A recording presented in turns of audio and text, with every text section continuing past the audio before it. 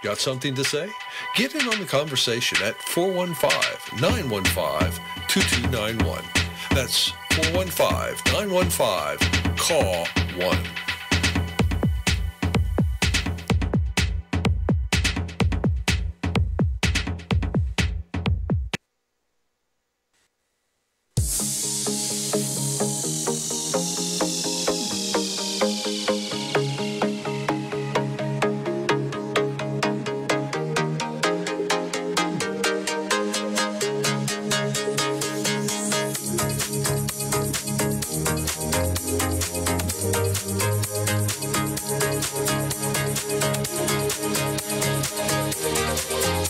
Welcome to Conspiracies Against Wellness with your host, Jonelle Elgaway.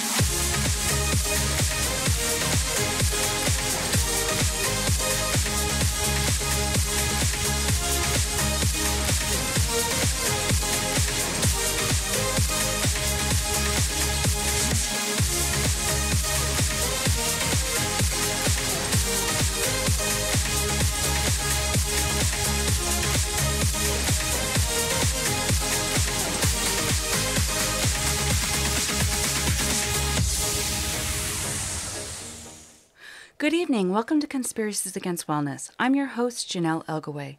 Tonight we have two different shows. One is at 8/7 Central Eastern Time with guest Kristen Fuchs, discussing essential oils, how to use them, and the company doTERRA.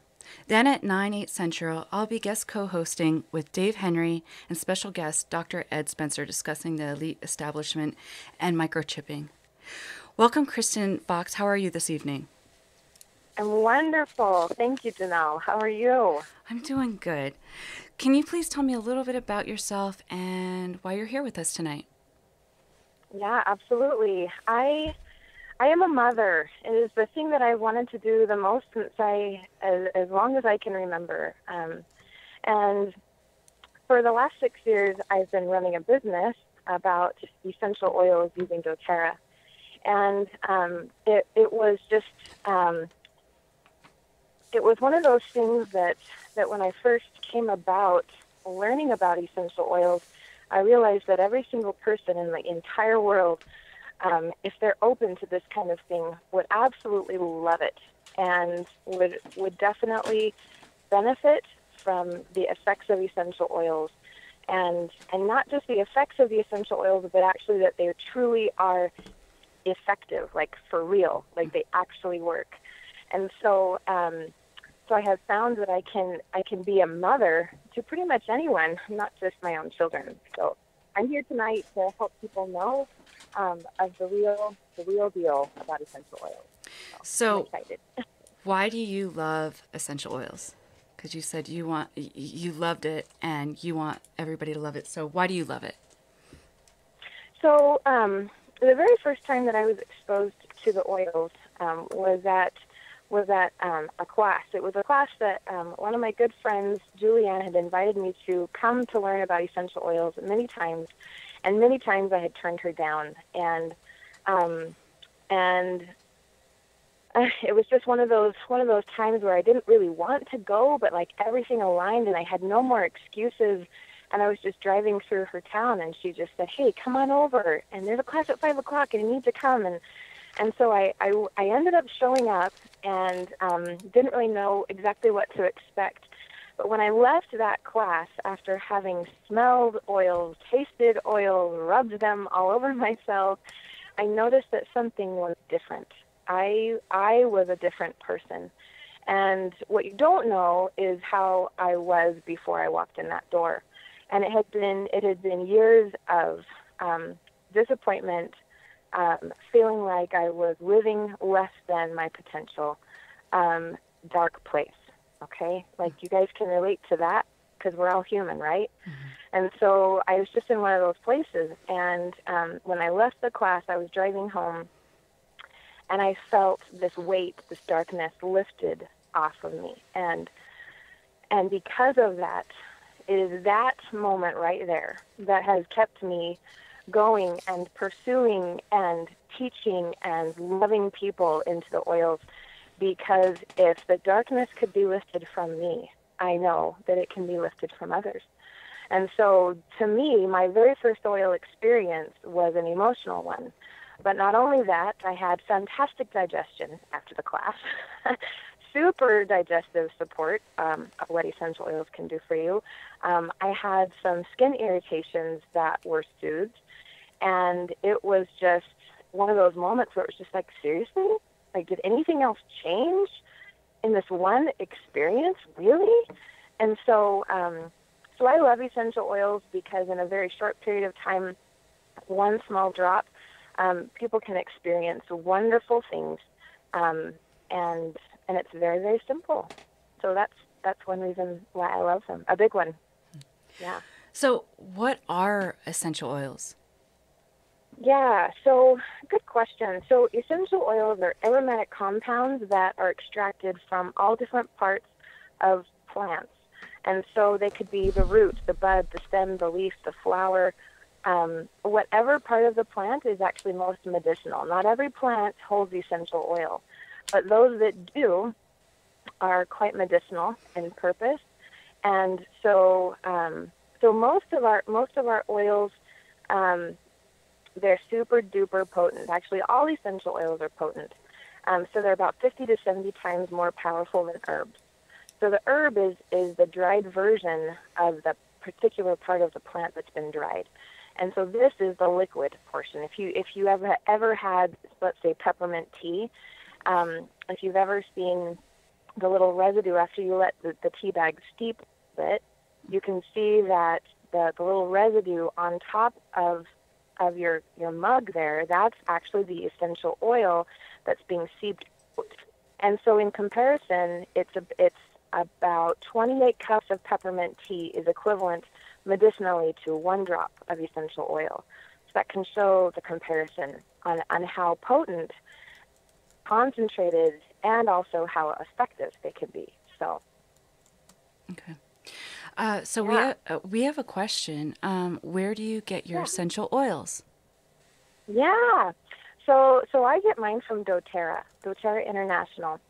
Mm-hmm. And so I have a website. It's mydoterra.com / and then my name, Kristen, Kristen, and my last name, it's spelled Fuchs, F as in Frank, UCHS.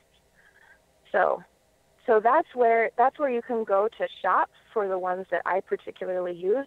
They're the ones that I'll be teaching about, and I stand by that company. They're fantastic. They're wonderful.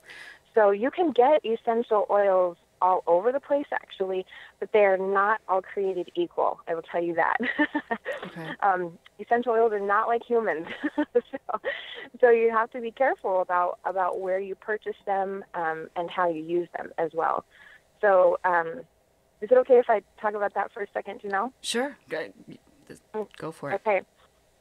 So I do want to go a little bit back about a little bit more on what essential oils are. Mm-hmm. So there's 3 main things about it. So can I ask you a quick question? Number 1.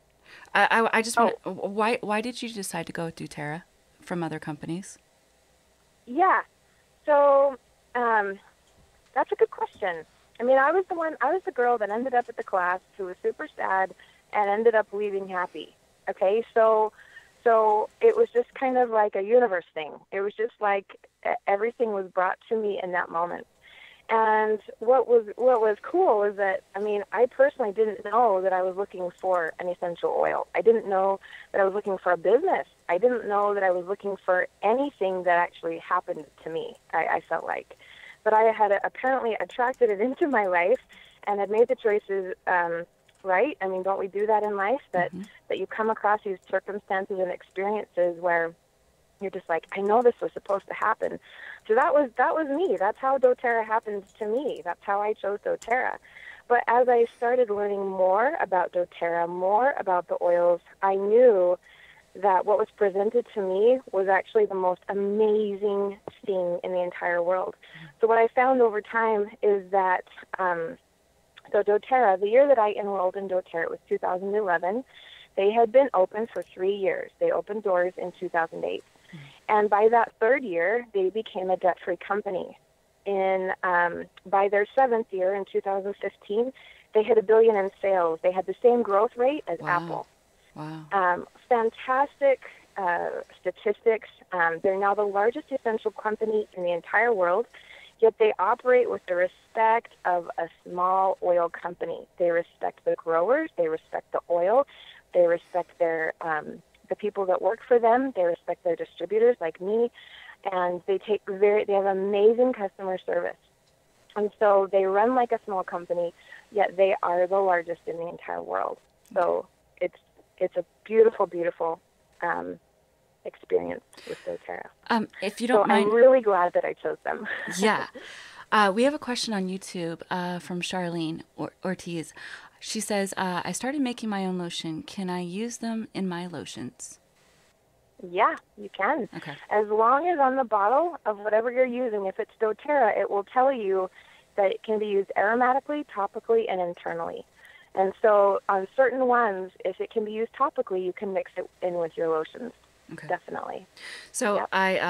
I was rude earlier, and I wanted to know why you decided to go through Terra, but you started going into, I believe it was the 333s combos. So was it how to use the oils or?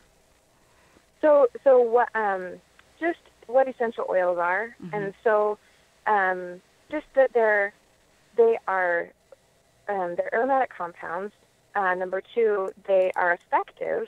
And number 3, they're affordable. So why are they effective? Well, essential oils are, they're lipid soluble, which means that they can penetrate through layers of stuff. So like skin or, cells inside our body or the blood-brain barrier. Like, it's really cool because of the nature of the essential oil. They're lipid-based. They can move throughout all of the body. So when I very first started doing essential oils, my brother-in-law is very skeptical. And he was like, Kristen, I think you're getting into something that's kind of weird and kind of voodoo, and I don't know if you know what you're doing. And I'm like, well, I'm just learning about it. But he's like, Kristen, nothing goes past the skin. Like, the skin is just an amazing barrier, and only like hardly anything can penetrate it. And I was just like, okay. So I started learning a little bit more about it. But because of the small nature, the small molecular structure of the essential oils, there's more molecules in a drop of essential oil than there are cells in our body, which means they are so crazily tiny that they can absolutely penetrate through all different parts of our body. So they can help our mind, they can help our body, they can help our immune system, and support our body where needed. So super awesome. And also on affordability, so I guess on that effectiveness, they're effective because they can reach all different parts of our body. They're affordable because, like, for example, our peppermint is $21.50. That's the wholesale price. That's what I pay. And so there's about 250 drops or so in each 15 milliliter bottle. And so that's about 8 cents a drop. Well, with a drop of peppermint, you can have digestive support. You can have opened airways. You can feel relief from tension and stress in your head or in your neck. And so it really is pennies per drop. You're not driving out of your house. You're not consulting somebody necessarily. You might be typing a message on a text or looking in a book, but it's very minimal effort to receive a beautiful return. Let me ask you this. So they're 100% all natural and plant-based, correct? Absolutely. Okay. So, like, how do you tell the potency with different oils and compared to doTERRA? And, like, and how much do you actually have to use, in something? I mean, like, is it so potent that you just use one drop? Like, how does that all work? Yeah, great question. So there's 2 different questions there. So we'll talk about quality first, and then we'll talk about how to use them second. So doTERRA essential oils are 100% totally and utterly natural, the way that the earth created them. And so in the essential oil world, up to about 15 years ago or so, essential oils, there were therapeutic grade essential oils in the market, but they were mostly for aromatic use, mostly for the sense of smell. And so smelling essential oils, the way that you produce essential oils is going to be a little bit different. There's going to be a lot of heat involved. Some of the medicinal value of the plant is going to be killed in the process. And so it's going to be a different result than somebody who's wanting to receive benefits to support the systems of the body. Okay. And so when doTERRA came along, their dream and their goal and their vision was to create the highest level of essential oils, highest quality of essential oils given to normal people, moms and dads, instead of, being received by top executives of companies, where they could then decide, well, should we add this other chemical constituent? It would add this medicinal purpose. Whereas, good-hearted people have great intentions. It's just not what the earth created. And so we stand by what the earth created, and make sure that nothing gets in the oil or is produced in the plant that we're extracting from that is anything but what was intended initially when the plant was put on the planet. And so it is the highest standard. We call it certified pure therapeutic grade quality. And here's the thing, many companies in this last 10 years that we've been open, almost 10 years, in next April it will be 10 years. And many companies have made these claims that they can do all of the same things. One of the coolest things happened at the very beginning of doTERRA. So executives at doTERRA were able to get a hold of the trends on Google. And what happened was essential oils it's a huge trend. And so if you're listening and you've heard about essential oils but you don't know a whole lot, it's because of this. So when we opened our doors and started talking to people and sharing essential oils, talking about quality, it changed the world of essential oils. It spiked. So the word essential oils spiked. It's a straight line up. Like a lot of trends, they're just kind of a gradual. People start picking it up. It's a straight line up for the next 4 or 5 years. Just shot right up. And so just doTERRA opening their doors, the entire world was like, now what is the deal about essential oils? And so it's just gotten even more interesting to people. It's like, oh, it totally works. It's totally valid. And so because of doTERRA's their commitment to quality, it's been a very, very strong company from the very beginning. So what we do, we have the certified pure therapeutic grade quality. It's unmatched by anybody else. There's third-party testing. So no executive who has any part of ownership in the company has the say of this is pure or this is not. Money can do crazy things to people, and so they wanted to have checks and balances to make sure that their company would be established in a way that truly quality would be the priority and not money, right? So every single liter is tested to ensure sustained quality throughout the crop. So it's not just like one single sample in a field or one single sample once a year. It's every single time it's harvested, every single batch. We work with farms and distillers to make sure that the ground is completely organic, that it's free of pesticides, that when we test the plant material before we even extract the oil to know, okay, are you, farmer, are you working well enough with the earth and with this plant to help this plant produce the highest level of chemical constituents to bless the lives of people who will use this oil? And so it's been a really cool thing. We have 7 different tests that we go through. There's organoleptic testing, which is a smell test, microbial testing, making sure there's no microbes, funguses, things like that. GCMS, which is gas chromatograph and mass spectrometry testing. This is a very standard test. Most essential oil companies will be making this test. We have a site that's called source2u.com, and it actually can show the individual results for an oil. And so this was just opened up, I believe it was March of this year, of 2017. It's been really cool. And so oils that were produced after March, they're continuously adding more and more and more. But there are little lot numbers, batch numbers on the bottom of our oils. So you can actually type in that, and you can bring up the GCMS test to show what levels of chemical constituents were brought up. It will show you a complete map of it. And so I have a number here. It's the lavender that I picked up today. I was like, I'm going to try this one. So some of the ones I'd had for several years and they weren't in there yet, but this one, it was a lavender oil. And if you want to try it out, so it's sourced2you.com. It's kind of fun. It's 1719110. Okay. I'll say it one more time. It's 1719110. Go to sourced2you.com, type that in, and you can see what kind of results will be brought up. And so it's different. It's just right now, it's just for single essential oils, so it won't include any of the blends. So you'll see the actual testing right there, like that they do. Right.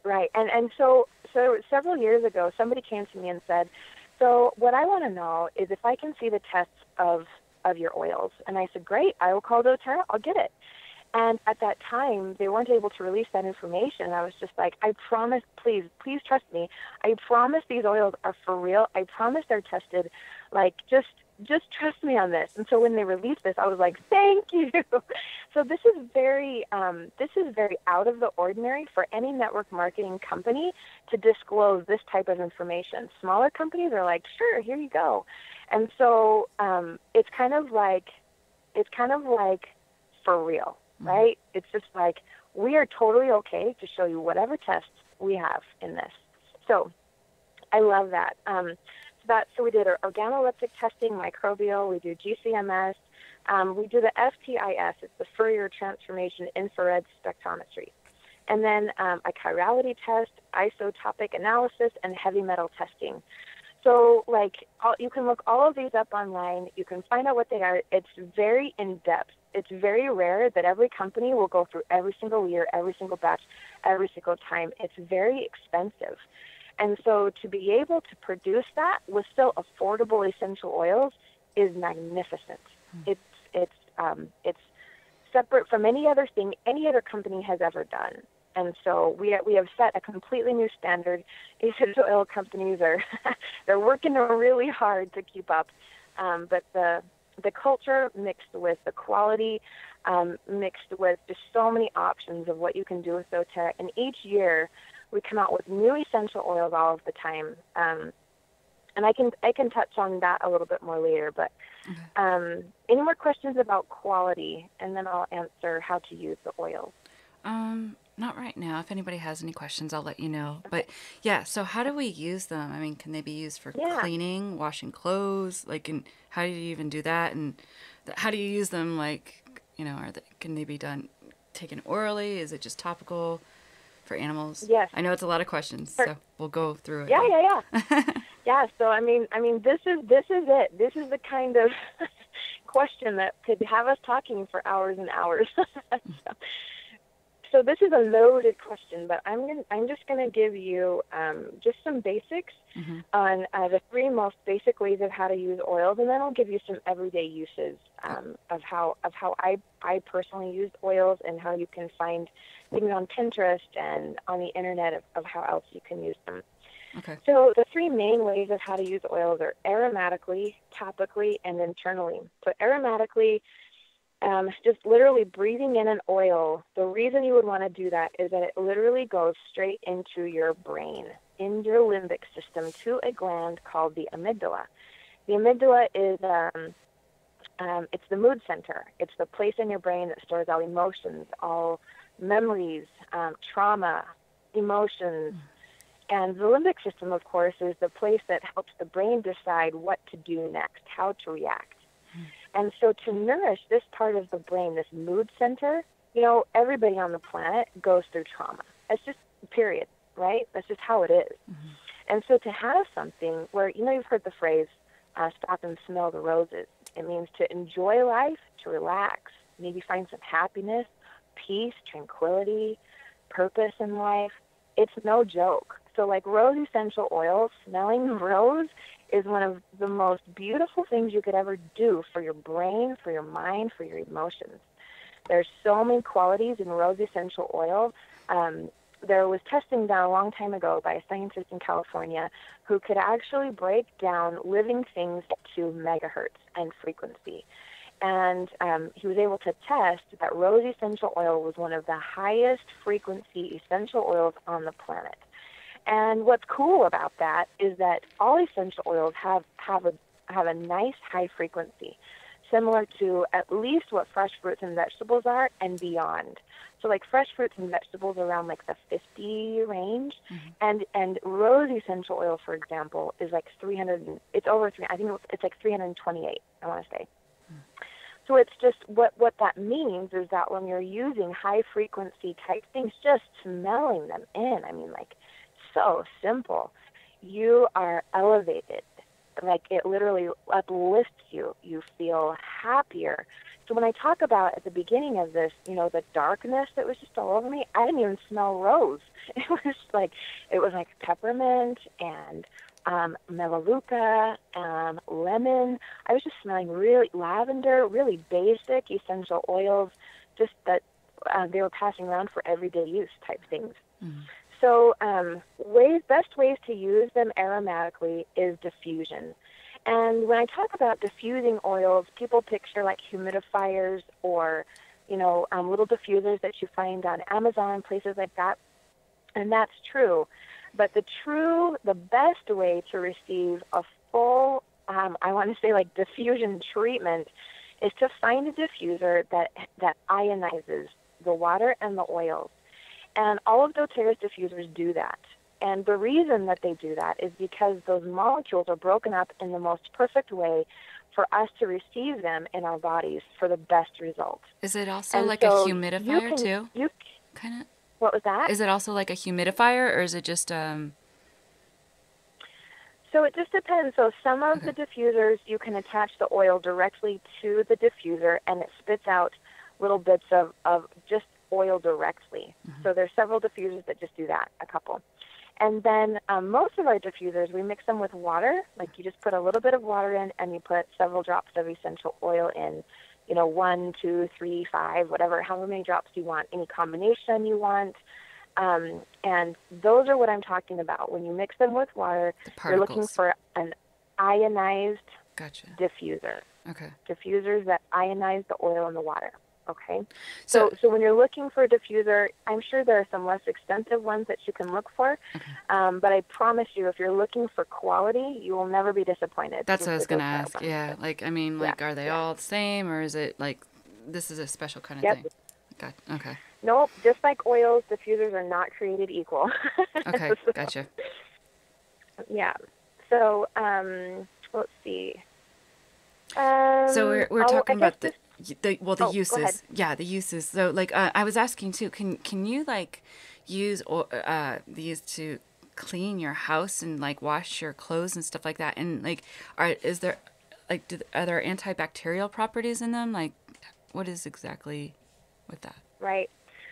So there have been some tests done that just by the presence of certain essential oils, there are I left my notebook in the house, but okay, there are certain essential oils. There's a group of them that are high. I believe it's so basically all essential oils have a hydrocarbon base. Okay. And there are different types of hydrocarbons. Okay, this is like chemistry. Okay, just basic organic chemistry. There's different types of hydrocarbons, and there are carbon, just the most basic molecule. It's very stable. It's very neutralizing. It gives. It's very antimicrobial. It's cleansing, and so this type of chemistry is just fantastic. So one of the very basic, one of the most basic is called a monoterpene. And this is a very basic level of a hydrocarbon, okay? There's sesquiterpenes they have. And so really what they are is just, they're just groups of carbons all together. Monoterpenes are the smallest. There's 5. Sesquiterpenes have 10. And there's some with 15 or 20. Okay, the ones with the smallest number, they're very volatile. They go through the body very quickly. They're very antiseptic. They have qualities that just the presence of them. These are oils like I made a list of them and I don't have it in front of me. That's okay. But it's oils like thyme and cloves and oregano. These are oils that are just super, like just the presence of the oil. It's hard for anything else to exist there. So doTERRA has every year at our convention, our scientists come and talk about, there's a scientific advisory board. One of the things I love about doTERRA is that they're always looking for evidence, like real hard facts, with real scientists who really know their stuff to back up the efficacy of essential oils. So at this last convention, at my first convention in 2011, and also with this last one, two scientists, Jennifer Edens and Nicole Stevens. They both came and they talked about a certain blend that we have. It's called On Guard. Okay. Because of the quality of the oils that are in it, and because of the combination of them, this oil inhibits the growth of pathogens when sprayed with water on hard surfaces for up to 7 days. So when you ask, can I clean with these? Absolutely. And not just can you clean with them, but like you can be clean for 7 days with them. Okay? So it's fantastic. So essential oils, I think of them, and this is just one way that I teach, I think of essential oils as thinkers.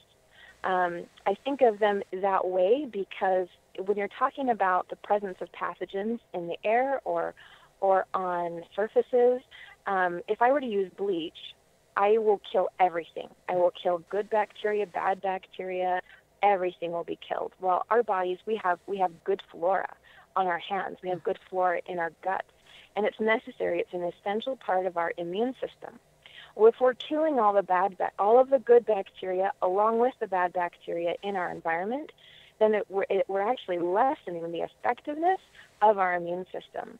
So by cleaning with essential oils and essential oil products, products that have essential oils in them, and eliminating the harsh chemicals that are killing everything, even the good bacteria, we are left with supported immune systems as well as the inhibition and growth of more pathogens. So I hope that's making sense. But so there's a whole, doTERRA has an entire line of On Guard cleaning products, everywhere from toothpaste to hand wash, laundry soap, all of that. So you can go to Pinterest and you can type in make my own laundry soap with essential oils, and there's tons of different ideas. So if you're looking for a natural option, just be sure that when you purchase with doTERRA, there's going to be none of the bad, all of the good, like truly, and it's all very effective. It works wonderfully. So does that answer your question about cleaning? Yes, it does. And actually, we're going to take a quick 40-second break, and we'll be right back. We're going to hear a word from our sponsor. Perfect.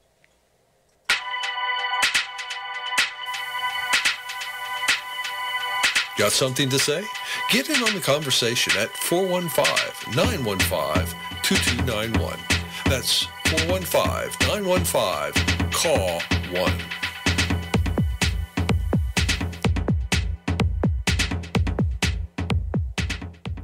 Coming soon, Caw 360 Network, with great shows such as Save Our Children, Eden's Living, Enhancing Your World, Wake Sheep, and of course, Conspiracies Against Wellness, and with new topics and faces that will educate, enlighten, and inform.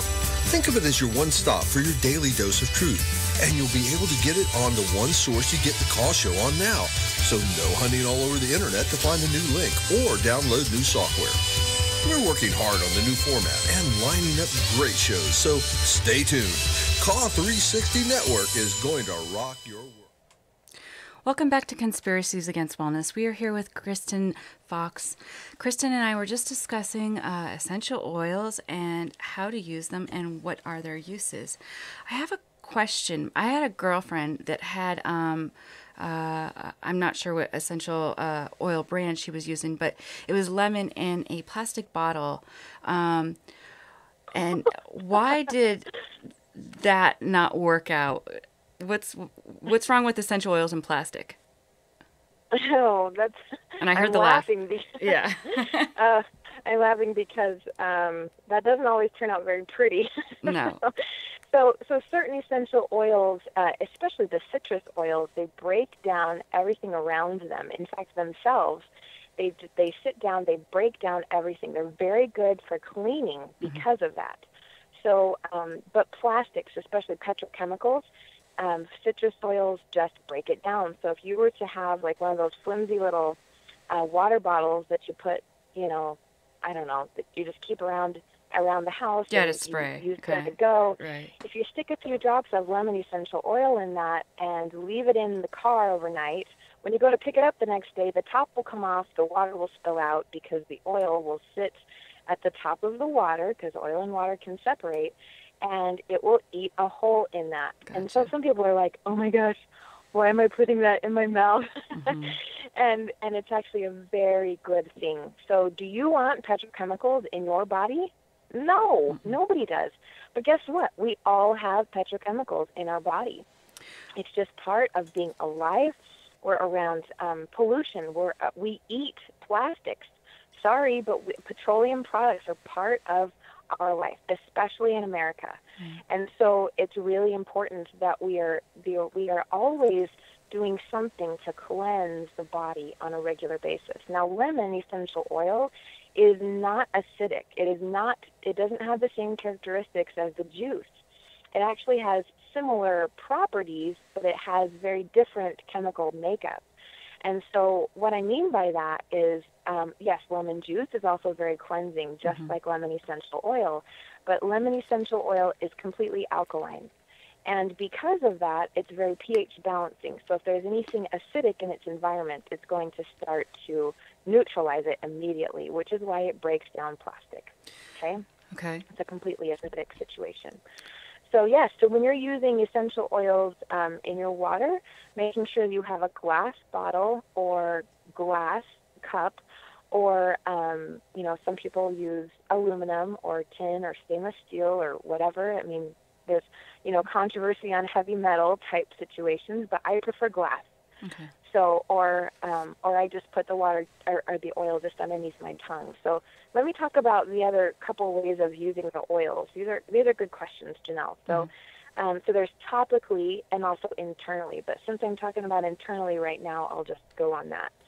So there's several different ways you can take oils internally. With a capsule, you can put oils in a capsule, and the capsule will break right in the gut. And so when you have, you're wanting to support digestion, that's a fantastic way to use essential oils internally. If you want the oils to penetrate in your system just like intravenously, just immediately under your tongue, just a little drop, looking in the mirror, just a little drop under your tongue. Oils like On Guard can help support a healthy immune system. And lemon is the same. Lemon helps to soothe, a tender throat. You can gargle it a little bit if you want. On Guard's great for that as well. There's certain ones like Arbor Vitae. It means the tree of life. You can just use it as a mouthwash, but you'll have to spit it out. Now, the reason I bring that up is because there are certain types of essential oils that are safe for internal use, and certain ones that are not. And so doTERRA has a nifty way to distinguish all of them. And because we're not all oil experts, but we also want to use the oils, it's very simple to follow. So they're on the label. It will have supplement facts.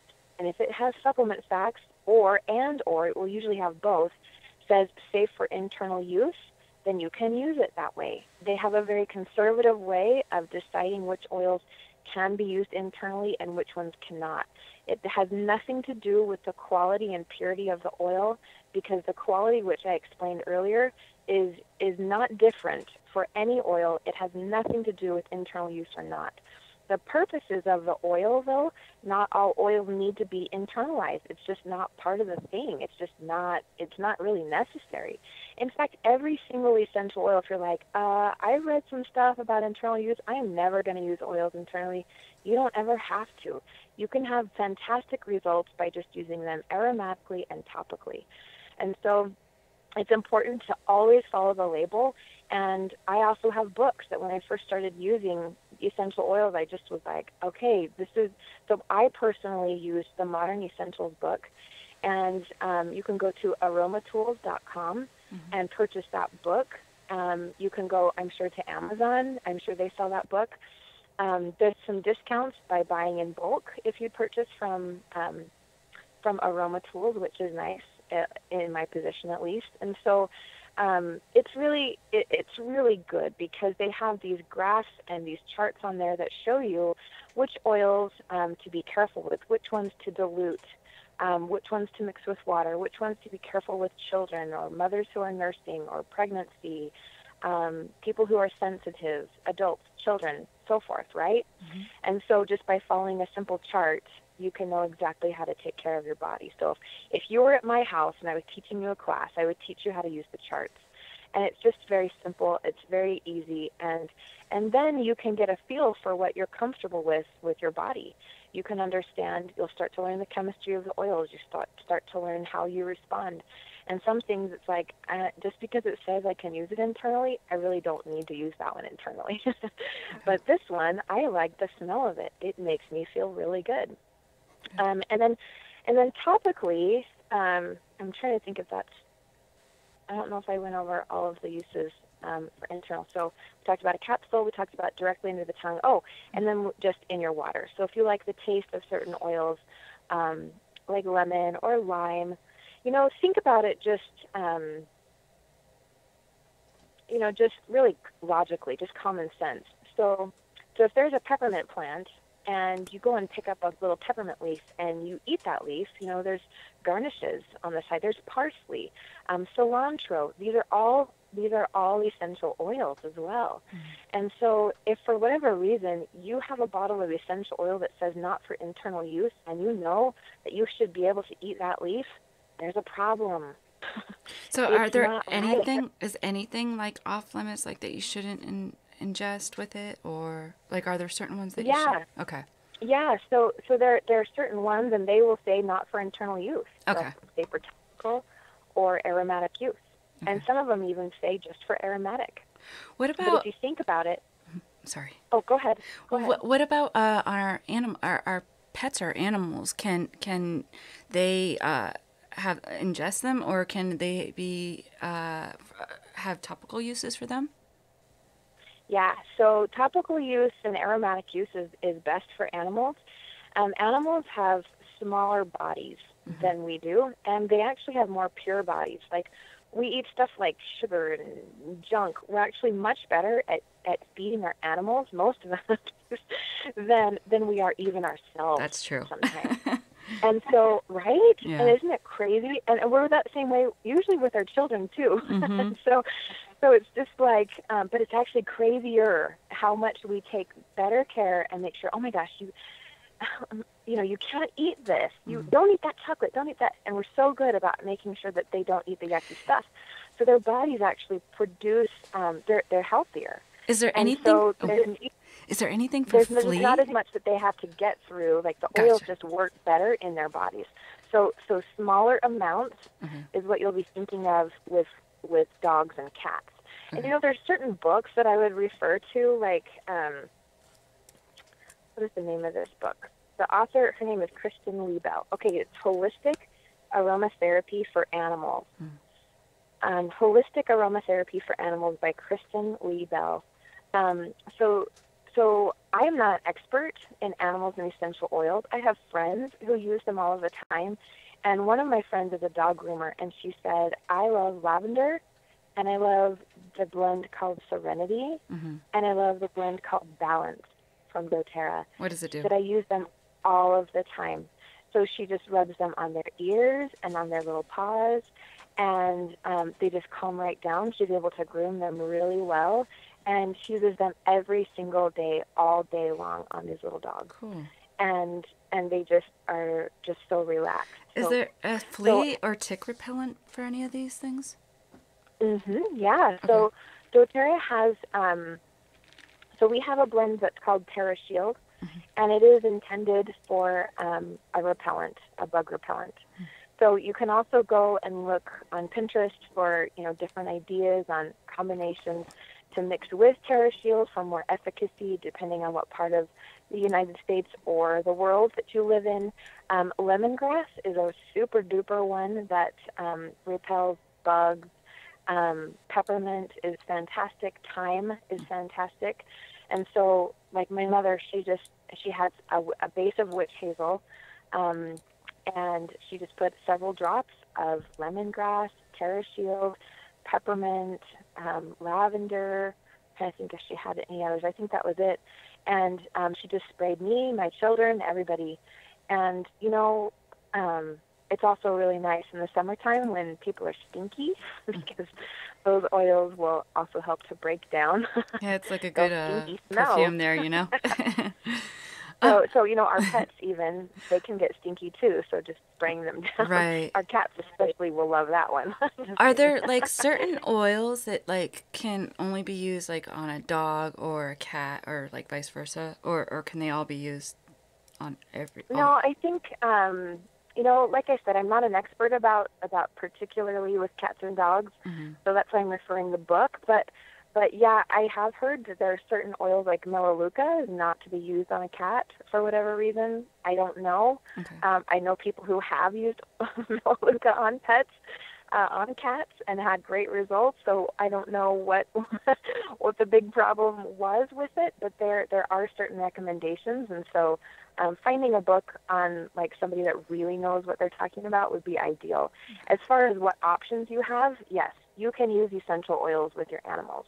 So I could even, refer people to others who have more information than me. Well, and if we have any questions too, we'll pass them along to you. So we've talked about what essential oils are, how they're made, and different uses and how to use them. So you are with doTERRA. So tell us about the company. How do you become a part of doTERRA, and if somebody's interested in being more like a distributor and not just a consumer? Yeah, perfect. So it's actually super easy to become part of doTERRA. So there's several different levels. So you can purchase the oils retail.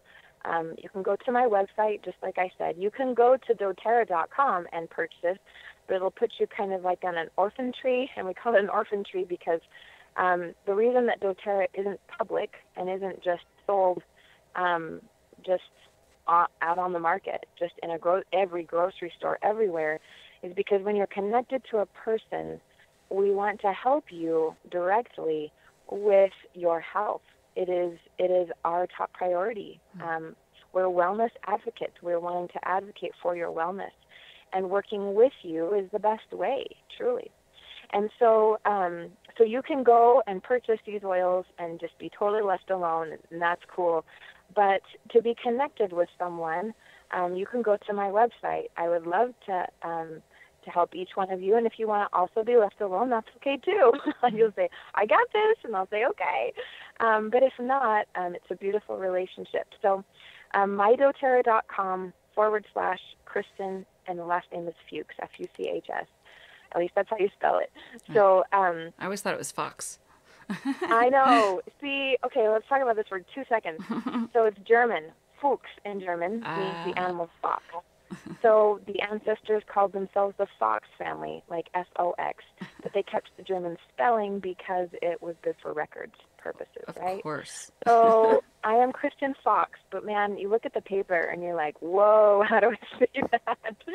So you won't forget me, okay, guys? It's just cool like that. I remember when we first met. Yeah, exactly. So anyway, so you can purchase retail. The best way, in my opinion, is to pay wholesale, pay my price. You can be a wholesale customer, or you can be a wellness advocate. And so as a wholesale customer, it's very simple. It's $35. You have wholesale prices for an entire year. And you can purchase 100 times a year, or you can purchase 1 time a year. That's it. Okay. And so you use your account as much or as little as you want. If you want to renew, it's $25. And doTERRA, to thank you for renewing, they send you a free peppermint, which is a $27 value. And so that's the retail price of peppermint. And so with retail, you'll always pay more. It's a 25% discount if you purchase the wholesale membership. And to become someone who's sharing with their friends and people that they love, to become a wellness advocate, you receive a kickback. And to build a business, you can become financially free as well. And that is also by becoming a wellness advocate. And so there's just a few other questions on there, but it's just basic information, and it's very simple. Okay. So to start a wholesale membership, if any of you are thinking, yeah, I might as well have the discount, I just want to use them for me, or I wouldn't mind sharing with my people, then just private message me on Facebook. It's Kristen, and my awesome last name, S as in Frank, UCHS. Just private message me and just say, hey, I'm interested in the wholesale pricing, and I can get you set up initially. It's super simple. Okay, cool. So, let's see. I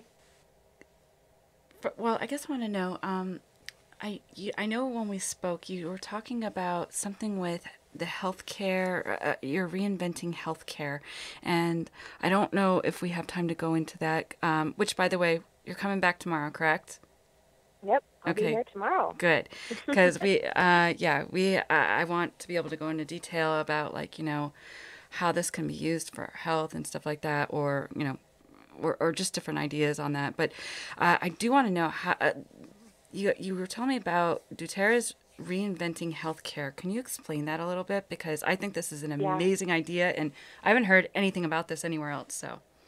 Yeah, so doTERRA has actually adopted the philosophies of people who are wanting to use integrated health practices along with modern medicine.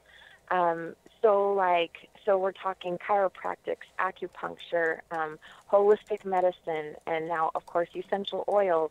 So using that all together with modern medicine to truly help people be well, truly be well. And so if you're a person who likes integrative medicine, who wants their doctors to pay attention to them, who is wanting to pay less in premiums and their overall healthcare experience, then visit healthcare.doTERRA. .com. That's what it is. Healthcare.doTERRA.com. Okay. And I think it's up on our website. It's the beginning of the website, healthcare.doTERRA.com.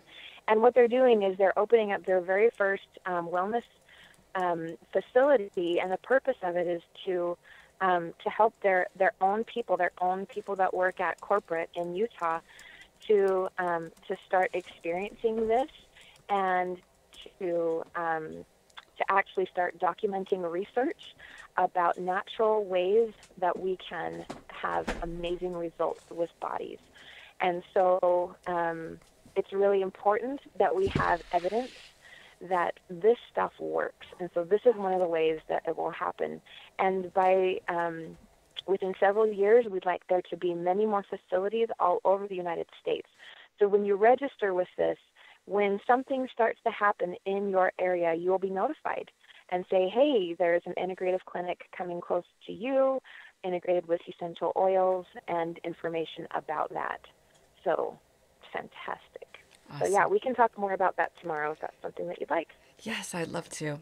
So, before we get going here, is there anything that we missed out on or that you wanted to share? And actually, what is the number one favorite essential oil that you use or that's in your purse that you always have to have on you?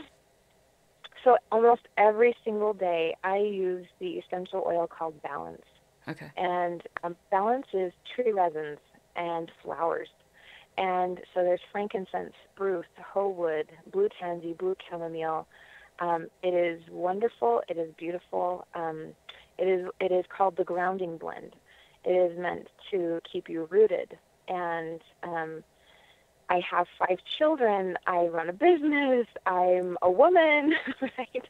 I'm So a you human. probably I'm married. go through that like water. Like, yeah, it's just like, and I just put it right on my chest, or I put it in a diffuser with a drop of grapefruit, and it's so fantastic. It grounds me, it helps me feel good. I'm like a nice person again. So I know that there were also on the Facebook, on my Facebook page today, some questions about like some seasonal discomfort, things like that. Come on tomorrow and we can talk more specifically about specific oils that help with certain things as well. So awesome. Well, is there anything you'd like to add before we get going here?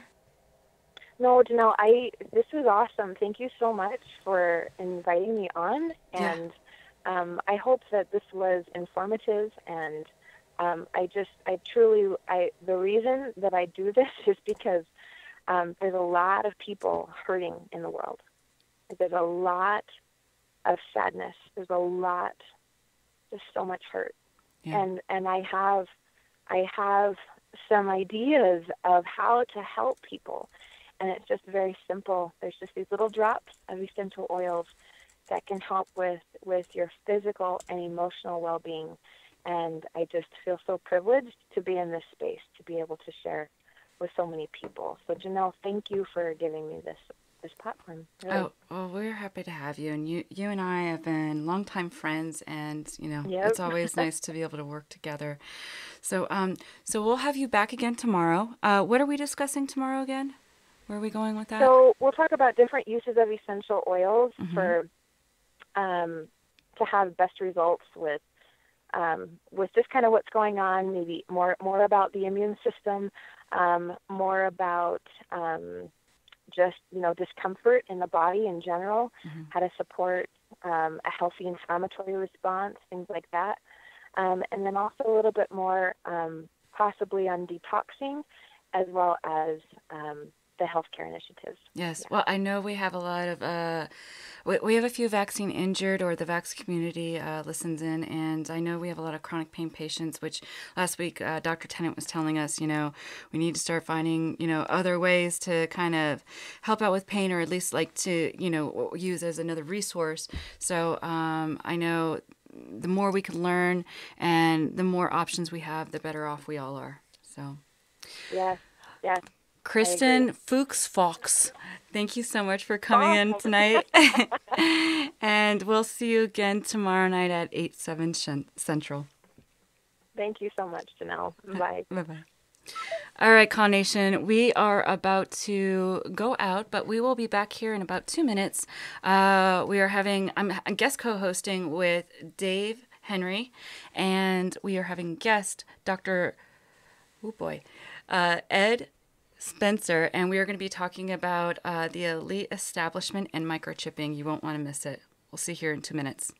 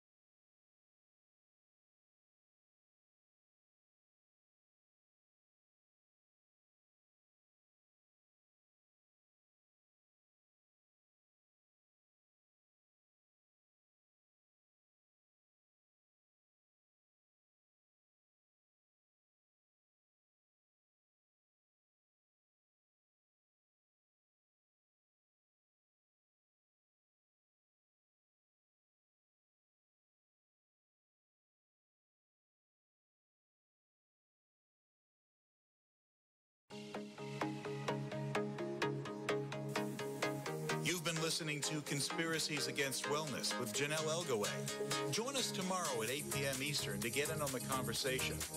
The opinions expressed on this program are those of the host and callers, and not necessarily those of EXG LLC, its employees, or sponsors. I'm David Schick.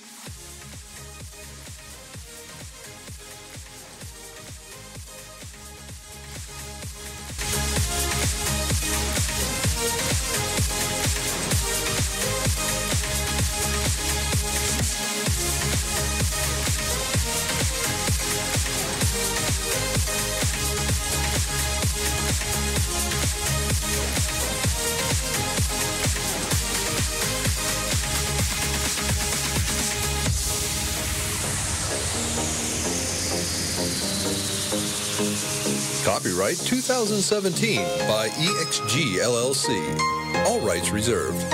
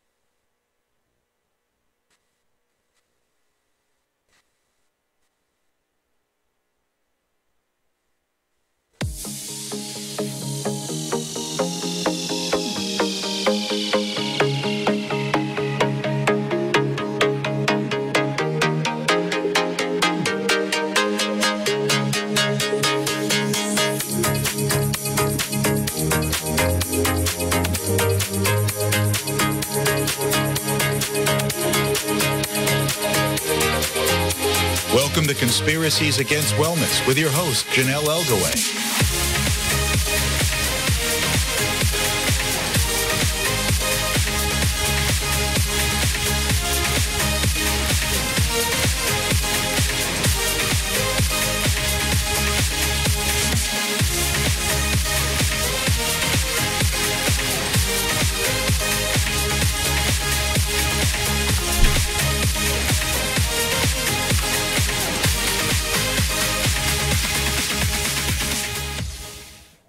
Good evening and welcome back to Conspiracies Against Wellness. My name is Jonelle Elgaway. Tonight we are having a two-part show. We just had Kristen Fuchs on talking about or discussing essential oils, and now we are going to talk about a very serious topic, the elite establishment and microchipping, and this really goes deep. Tonight we are also having a guest co-host. Is Dave with me? Dave Henry? Yeah, absolutely. Hello, how are you? Jonelle. I am well. Thank you very much for having me. Yes, we're happy to have you on with us. We are also going to be having Dr. Spencer on. I'm not sure if he's in quite yet, so we'll just start without him until he gets cued in. I guess I want to start out with, so last night, Pamela Olson from Save Our Children, which, by the way, she's going to be hosting a show on CAW360 Network when that comes out. So hello, Pamela. I know you're listening in. But she introduced all of us, a bunch of doctors and advocates, about this super serious subject. Would you like to talk about it a little bit more? Because you have been involved with it way longer than I have. Yeah, absolutely.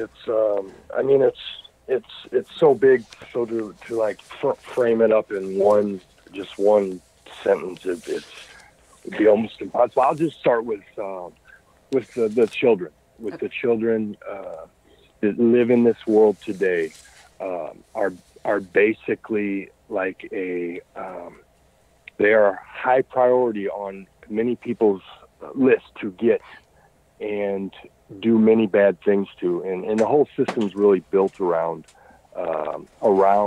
getting these children away from their families and getting them in positions to where they can do what they want with them. So, I mean, human trafficking is one part of it. There's so many different parts of this thing that it's really big, and everybody's going to definitely be required to step up to take on this thing. So. Okay. So, so is there like lives at stake here? I mean, could people die with this, or have they died? Do you think? Yes, absolutely. A lot of life has been lost to this. The amount of children that this happens to, the numbers, the numbers, they don't lie, and just using meaning the system, their numbers, for National Centers for Missing and Exploited Children, I believe the numbers are around 800,000 a year for the United States, and then somewhere upwards of 8 million for the world. And so there's been many cases where these children have been not only abused, but also in extreme cases murdered in ways that one can only hope that never happens to them, and it's a very, very deep and dark secret that we've been holding on to, and it's time to let it go. So life has been lost. Sorry about that. We have Dr. No worries. Spencer with us. Are you there, Doctor? Hello. Yes. Good evening. Hi. Welcome, and thank you so much for joining us this evening. So, Dave and I were just speaking about, kind of in generalities, but we all came together last night because of a certain person. Would you tell us who's involved and what is exactly going on, and why we all need to be paying attention to this? Yes. I'll certainly tell you what I know. What the situation involves Melanie Fritchen, who is a German woman living in Brussels. She is a targeted individual and has been so since about the birth of her first child, son, about 7 years ago, I believe.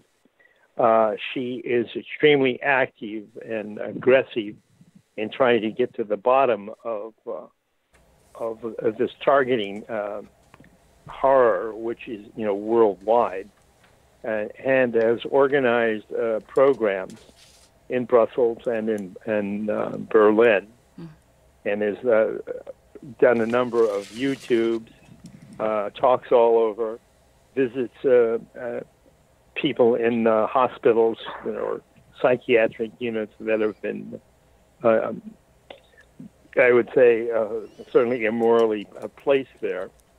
So that's Melanie Fritchen. I've visited her a number of times. We've traveled in Europe on adventures, which I can talk about later. Melanie went to the Erasmus Hospital. I think it was about last Wednesday. Yes, it was. For an elective C-section.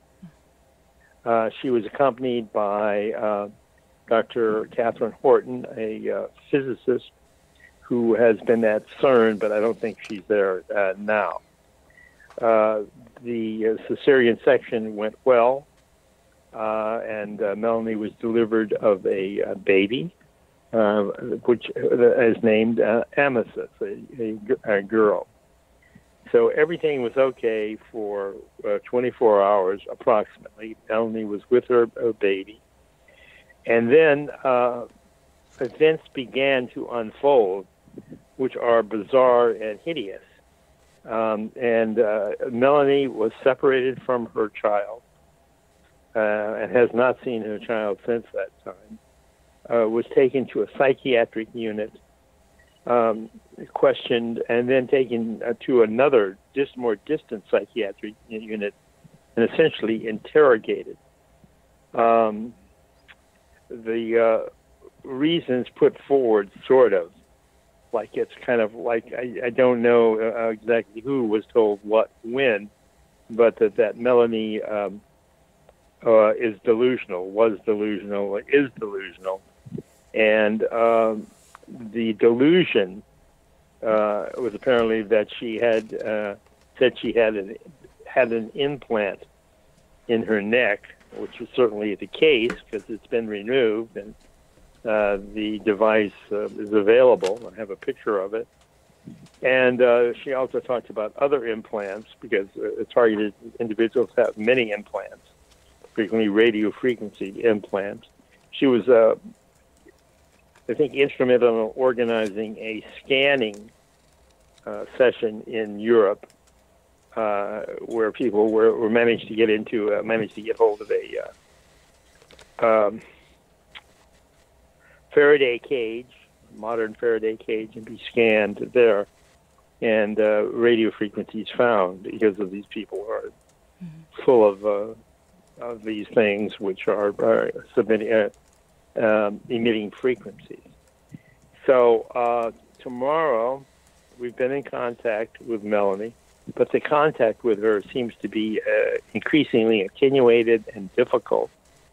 And they say that, well, they don't want the baby there because it would cause an uproar with the other psychiatric patients. I mean, there's nothing that's rational that's going on here. And that tomorrow a judge is being brought in to decide whether or not Melanie should continue to be psychiatrically incarcerated. Now, apparently she has seen 3 psychiatrists, one who said she was normal and should be put back with her baby in the OB section. Right, because so, who takes a mom and their newborn baby away from each other, right? I mean, right. It doesn't make sense. So this is a bizarre, utterly bizarre thing. Catherine Horton has made a program with Janusz, I'm having trouble with my Polish name, in TV in Poland. And this one is good in that it has Polish translator online there who will translate both English and to Polish and Polish to English. So that's out there at about 60 minutes. And you know, we've been talking about this for a while. What is going on here? What absolutely is going on here? It doesn't make any sense, because when I've been going through my iPhone looking at the photographs I've taken previously when I was with Melanie and traveling with her, and you know, and we're reviewing a number of the websites she's put up. Icator is one, and numerous contacts she has made. What is going on here that they are attacking this woman this way and are separating her from her child? She's been a friend, and when I was there, I met Laurent Louis, a Belgian politician who is totally wonderful, completely outspoken, says it like it is, and in the parliament was accusing the various high functionaries of being pedophiles. And he has come under attack in many forms. Recently, I think he has been, they sent him to Auschwitz. He has to visit Auschwitz every year because he doubted the Holocaust. He challenged the Holocaust. Wow. So she was in, and then, so we don't know what's going to happen. Nothing makes any sense. I would say that is the primary thing here. Why would they attack a woman of renown like this without any reason? And they must know. Well, and Icator is that she's not. Right, she's an advocate, and Icator is a group she's a part of, I believe. So is it that? I mean, and you mentioned all of these microchips in her. I mean, why would somebody do that to somebody else? Which this really leads to a much bigger thing that's going on within the whole world, actually. I mean, I believe when we spoke earlier, you know, we were talking about, you know, Clintons. I mean, we can name a bunch of names here, right? I mean, right, well, how far does this rabbit hole actually go in this? And I want to get into that. So please, let's just dive in. Okay. I mean, the rabbit hole goes hole all the way down to hell and beyond. Right. So go ahead, please. Dave, what were you saying? No, I mean, you captured it all right there, brother. The rabbit hole goes to hell. I mean, that's what it seems like to me as well, because the farther I get down in it, the more pain and suffering that exists down there. You know, I mean, this is happening on such a grand scale that it's almost unbelievable to get knowledge like this and take it and believe it, because there's just no way. I wasn't raised in a world that was like that. And then I start asking the questions and start looking for the truth of the matter, and it comes to turn out that this world, it does have a dark side. It does have a dark side, and it's really, really, really, really dark. And literally life is being lost by the day to this darkness through multiple avenues, meaning the televisions, the actors, the rappers, I mean, you name it. And most of them are pushing this negative, this darkness out there, and it's grabbing our children up. It's grabbing them up, even without them being grabbed up, literally. I mean, the music, the movies, everything is pushing towards sex. You know, it all really pushes towards sex and lust. And so then we look around in the world. Sorry. Please. Go ahead. We look around in the world and we start to ask, and then I start to see how this could have ended up like this. You know, because at very young ages we're being introduced to stuff that we probably shouldn't be introduced to. So what is this really? Is this sex trafficking? Is this, Dr. Spencer mentioned pedophilia. Are these, I've even heard satanic rituals, or possibly people, to kill for these things? I mean, what is all this, or is it all of it? And we need to get this out there. I know that. And if people think this isn't real, it is. And this happens to somebody, and this has happened to your friend, Dr. Spencer, Melanie. And, that's why I wanted you guys on to talk about all this. So what is this exactly? Is this all this stuff? I mean, we've heard about Pizzagate here in the United States and other things. What's going on? Yeah. Well, we've got the Bohemian Grove up here in Sonoma County. It seems to be Satanism seems to be a basic idea here, and power, and people are roped into that. They come to the Bohemian Grove, they get involved in this, and it would seem at this point that there's a little doubt that pedophilia runs the world, or something like that, and it can't be, or it's not being taken out. It doesn't seem like the major actors can be easily put away. You have the John Podesta, you have the Comet Pizza. The stuff goes on, and it seems like they're just rubbing our nose in it and saying, "Here we are, and you can't do anything." And so then now we have this is going on, this attack on Melanie, a very high profile figure, a highly respected figure, and who knows what's going to happen. But I can tell you for sure that the legal system is just like the legal system over in the United States. It's fraud. It's not for the humans. It's totally illicit, I would have to say. I'm losing the word. Well, it's like they're disgusting. It's designed to enslave us. Yes. Yes. That and it's like it's for their disgusting fantasies or whatever they're trying to do with that, and that's what this really is, and our lives, everybody's lives don't matter. So do you guys think this is actually like in a way of what we hear about with Agenda 21 and stuff like that? Is this a way to control the population, or is this just a way to do whatever they want and control us? That's exactly what it is. It's almost it is a tool that the system has used, and the players in the system have used to blackmail is such a huge thing. In our politics, the amount of blackmail that's going on and on such high levels. Where our military will be doing it to our politicians, and it's a great tool for blackmail.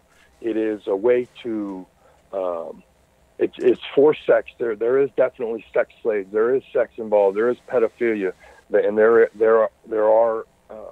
are the children that get sacrificed.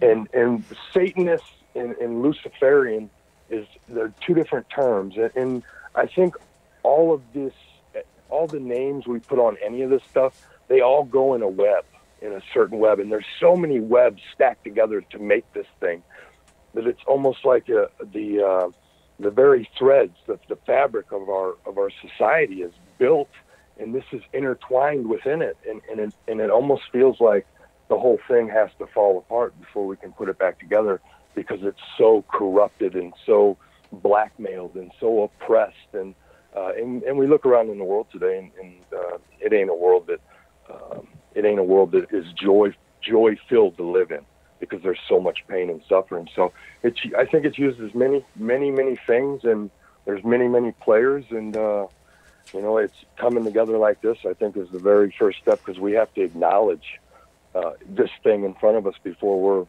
we can walk through it. and it takes the whole village to acknowledge it. You know, I don't think no one can stand back and just go, well, I'm not going to play in this one, because it touches literally everybody on the face of the planet in one way, shape, or form. So it's a multi-tooled thing that they use this for, and it's very, very sick. Very, very sick. Are there like international or even in the U.S., because we're in the United States, but are there international groups of who you could call on of, you know, when something like this happens, like to Melanie, like what happens? Who do you turn to help for? And I mean, well, that's the problem. There is no entity out there that's an honest political organization, a power that cares about this. It's pretty clear that this is all, that control is a major aspect of this. And if we look at it, I think there are certain principles of screwing up the brain that are involved in here. And one of them would seem to be cognitive dissonance. With cognitive dissonance, you believe contradictory things at the same time. Bertrand Russell said many years back that ideally you would get the people to believe that white snow was black, and that's pretty much the way it is. And if you look around, everything is loaded with cognitive dissonance, just everything. And to use a few, we have the start with the 9/11 business. And if you really look at it, then you were supposed to believe, that the airplanes hit the tower, that the Arabs grabbed the airplanes hit the tower, the fuel melted, and they all fell down, and we had big wars. And we had big wars. But if you go through that, there's essentially no truth in it. So what we're supposed to believe is contradictory to what you're going to find out if you study reality.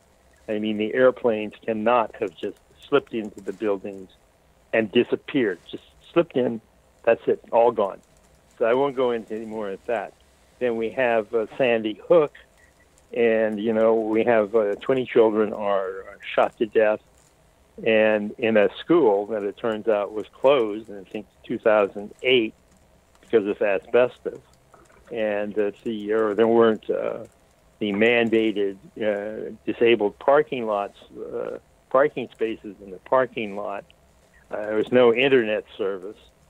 And the coroner described the most unbelievable situation. And that the 20 children were killed, and he just left the bodies. I mean, and as we know, that, kids are tough. They get shot. They bleed. You go do all you can. You bring in the helicopters. You start the IVs, you start the fluid, you pump them up, and a lot survived. This in Vietnam, they had this Vietnam stomp. They put in blood lines, a line to a bag, and stand on the blood to get the blood in. So that's, you go on full bore. In this in Sandy Hook, they just weren't there, and the coroner gave the most extraordinary, ghastly performance. And, of course, there were crisis actors there. And so we come forward, and and then we have what went on in Las Vegas. We have multiple stories there. We have, it's supposed to be this one guy who fired more than 3,000 rounds, 3,600 rounds, yet there's no vast quantity of brass shells there.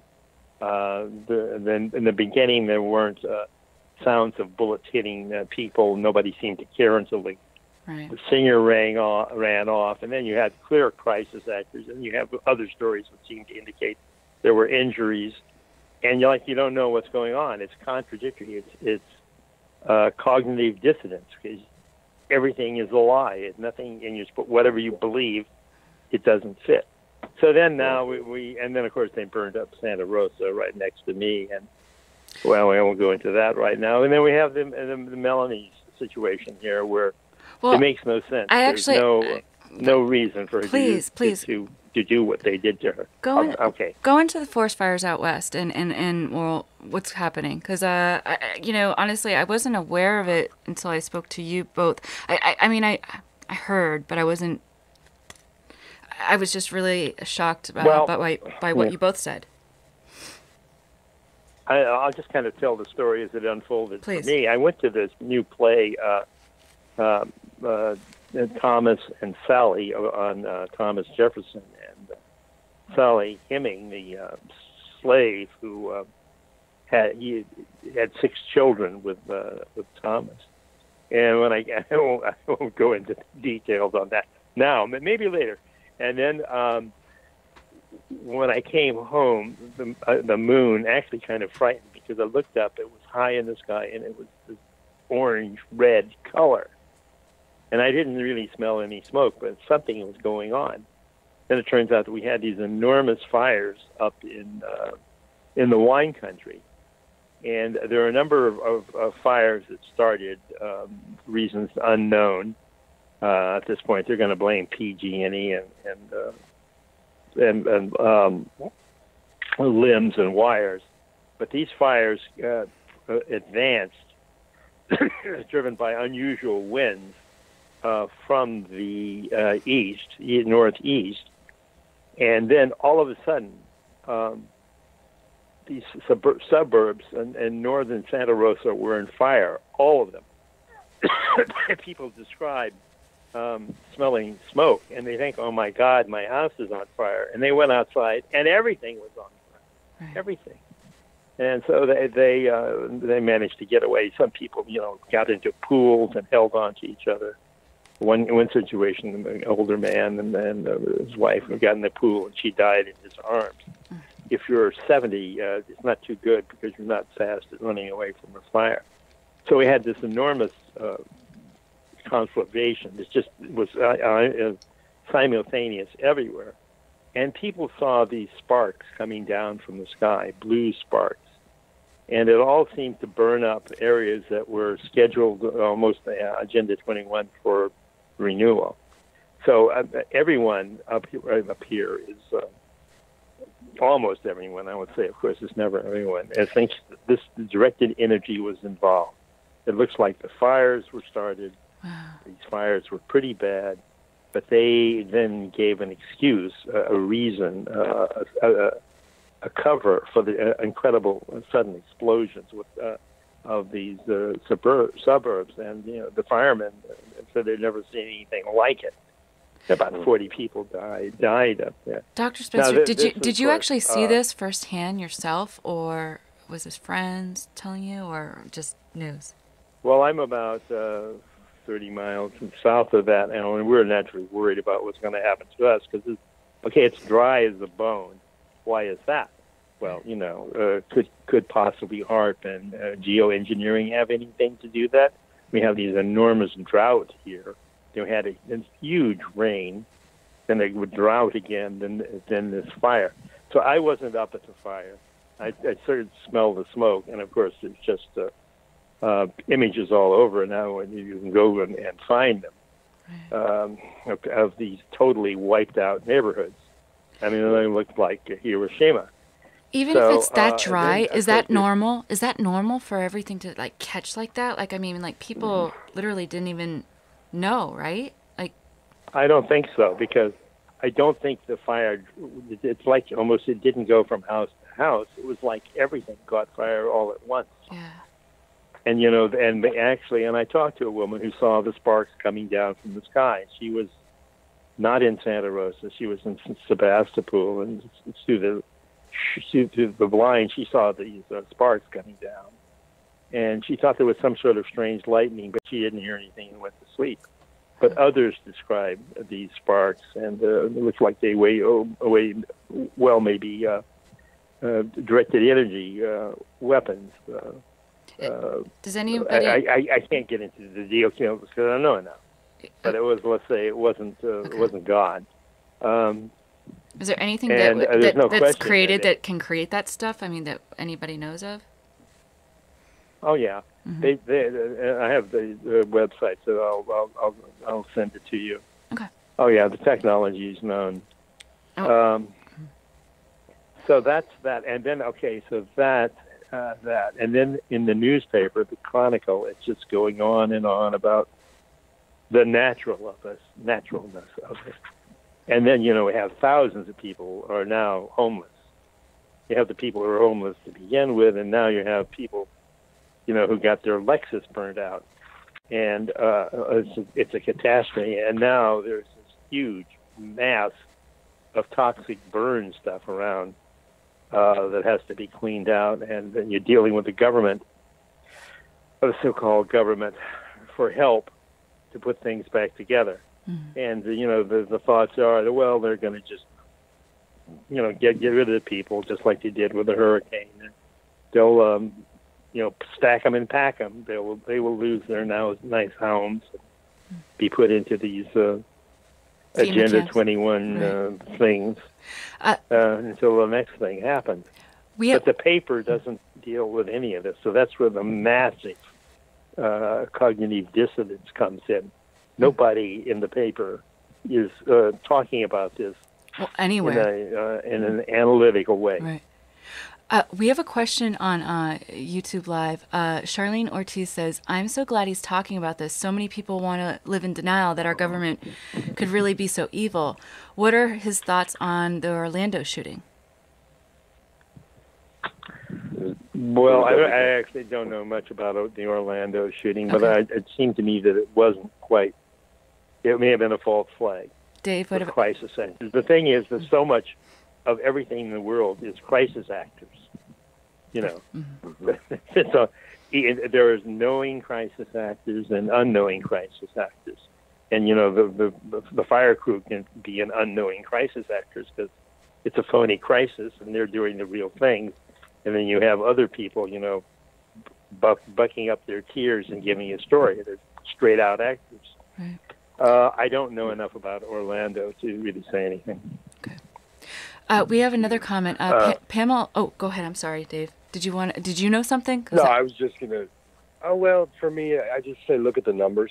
Look at the numbers that say that were killed. Look at the numbers they say got injured. Like all these numbers tell a whole bunch about what's going on out there. And if people start looking at it, you'll see a common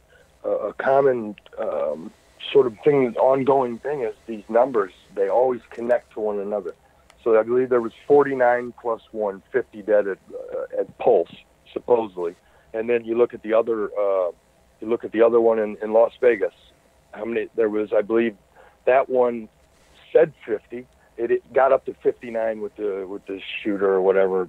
It's all just BS. It's all a distraction. They're distracting us from a bigger thing that's going on here, and I agree why completely. They got to open their eyeballs and start to look around and see that I don't never want to take away from someone losing their life. I want to honor their life just like the next person, but to go along with this this story that they're telling, to just go along with it. For all these crisis actors, if you're signing up for this and you're participating in this and you're not saying nothing, that is literally it's a crime in itself. It's a crime in itself. I mean, you're being a willing participant of deception, of this. I agree completely. Deception. What's a patriot nowadays? I think the terms have switched up.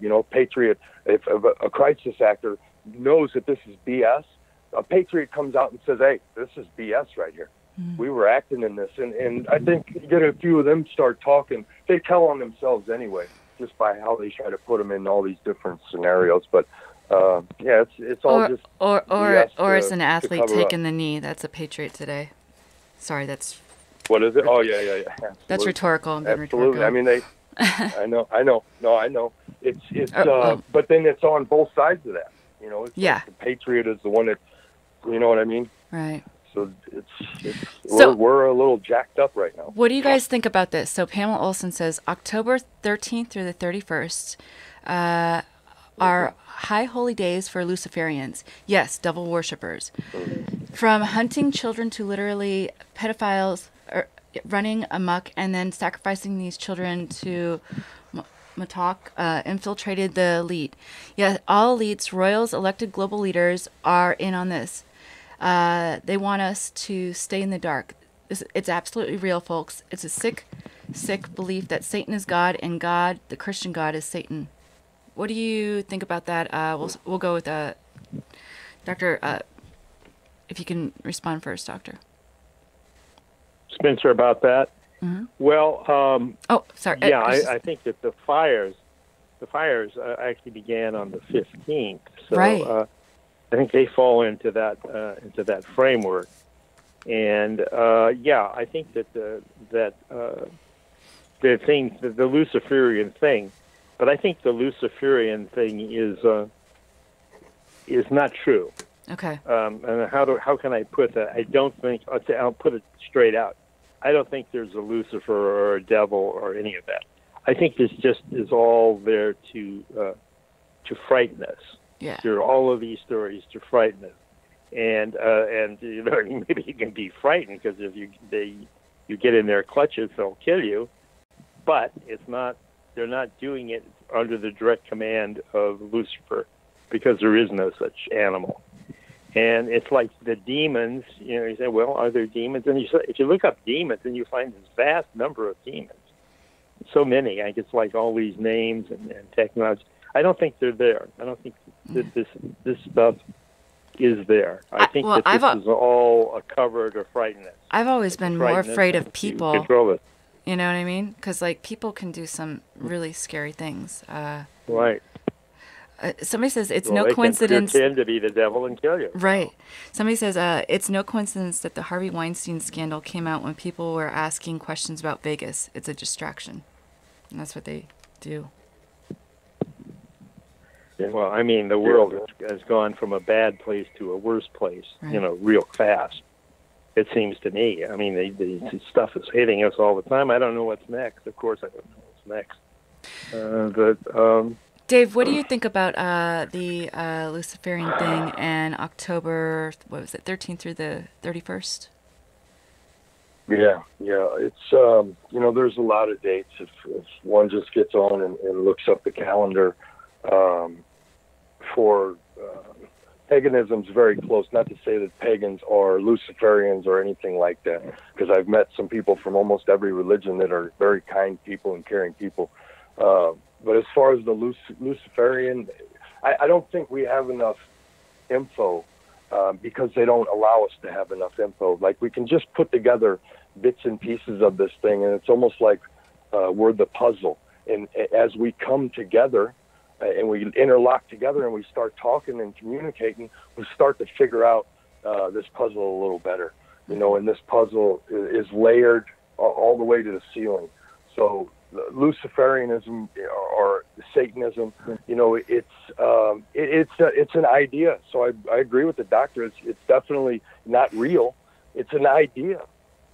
You know, it's an idea that people buy into. I think almost everything is. There's just a bunch of ideas, and they have divided us so much that we're literally killing ourselves. You know, so it's like we're being consumed by the very system that was created to help us. I mean, we created, this system was created a long time ago. It used to work, and then what happened? I mean, it's just that darkness took over, and I mean, it can come out of any man.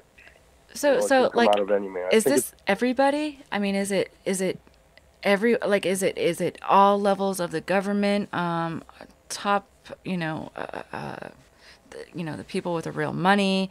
Is this everybody, or is this just kind of like made up? Well, I think everybody is almost involved. If you follow anything, if anyone talks about, they always say it's for the money. Oh, it's for the money, and it's the billions or trillions, and there always does seem to be money in there. And one of the sad things is that we do a lot or almost anything for money, and we've heard of the gilded cage, and it seems clear that if you're very rich, then you are in a gilded cage because you've got to protect all of that money. And so you have to be sort of go to the other extreme, Jesus Christ, barefooted and walking along the road to avoid the tax man and the necessary lies to protect the great fortune. And of course, we all would like to have a bit of a great fortune, at least some of it, at least not be broke, right?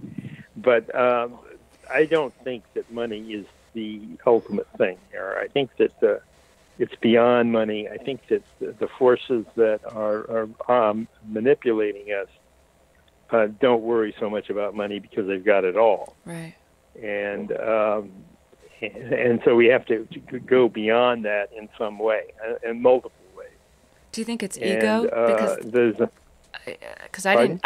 you think it's ego? Because I didn't even think of the money. I just felt like, well, you know what? They are so rich. They just feel like they're above it all, so they can do whatever they want. Well, who knows how they feel, but when True. they're comfortable on a day-to-day basis, probably. But I don't see from the elite a lot of thought, except how to make more money. Well, oh yeah, okay, I know how to make money. But, there's a philosophy going on here, and that is, really surpasses money, because it really looks like what we're in a war for the planet. We're in a war for our very existence, and money is not the answer. Though of course they designed it so that we don't have any money at all, which makes it hard to do anything. Right. So that's a problem, a conundrum. I'll stop at this point. And yet it's still just an idea. The idea of money.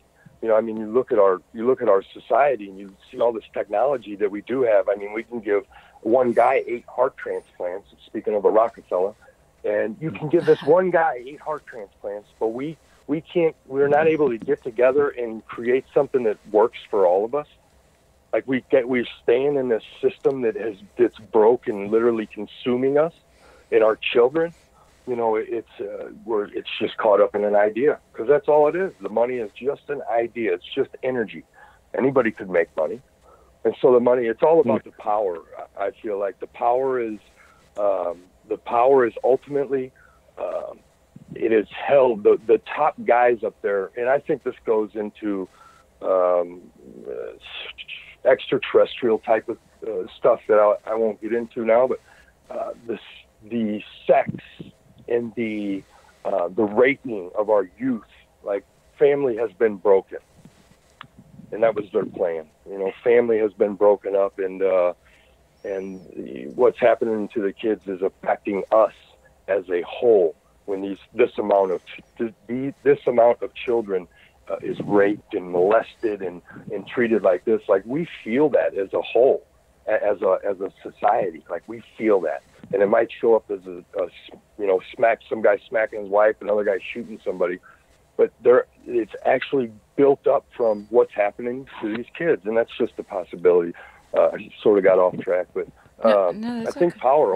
There's no instead of being taught how to think, we're taught what to think. Right.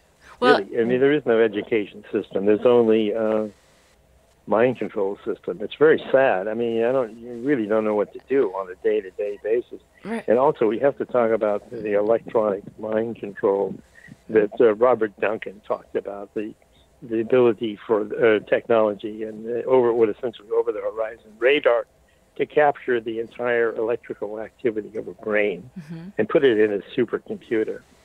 And, and to since play it back for somebody and to manipulate that. So it's a very difficult situation.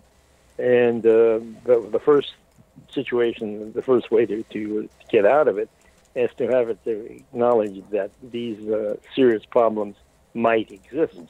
Because frequently we just have nothing but denial. There's just nothing but denial. Right.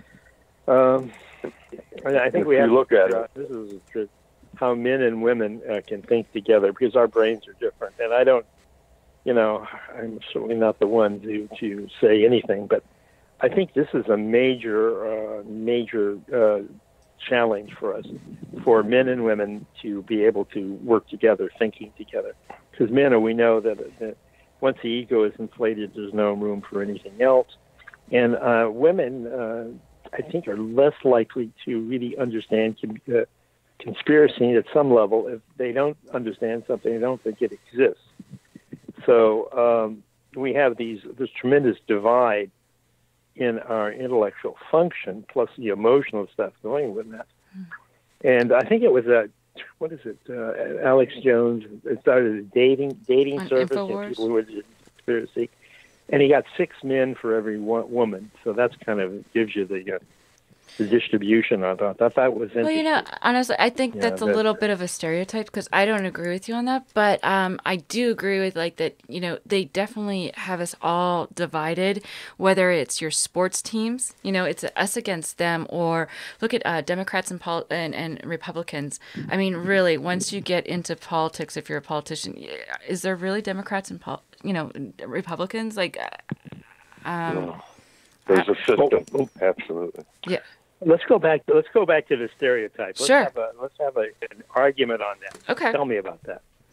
I mean, maybe I am being a stereotype, but okay. Well, you said I'm saying you said that distribution. Right. You said men. Well, a woman.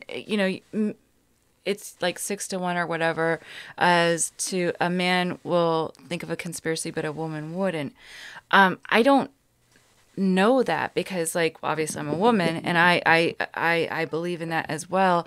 I just think it's an overall thing because we have a lot of things, all media and stuff like that telling us something, one way, how to think and everything like that. And I think there's a lot of people that are just caught up into that. Now, do they tell us how to be separate as a man and woman and try to create all these differences and divide between us, whether it's race, gender, whatever, nationalities? Yes, I do believe that they do that. I just think that it's up to us as an individual, and also there's something called love and mutual respect and understanding of another human being that we just need to look at it in that way and use our brains instead of our emotions and following blindly, because I think we follow blindly too much. And I feel I think it's happened always, but I feel like people have woken up a little bit more, and especially I noticed this shift a little bit after the presidential election this last year, because I think for once people started seeing, wow, the mainstream media is not something that I should listen to and believe. I felt like they kind of got caught with their pants down.